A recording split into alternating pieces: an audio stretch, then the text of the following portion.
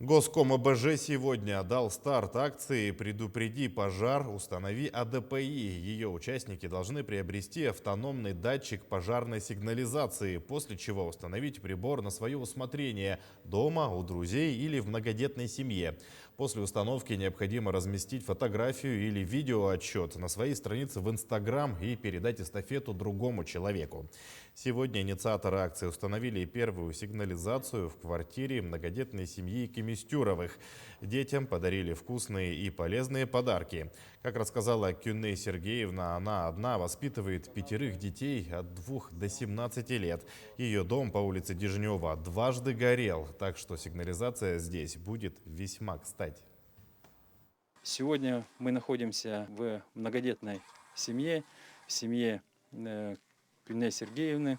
У нее 5 детей, и мы сегодня установили автономный пожарный извещатель. И в рамках данной акции я передаю вызов руководителю управления государственного строительного и жилищного надзора Аргунову Павлу Анатольевичу и руководителю государственной противопожарной службы Аялу Нуфриевичу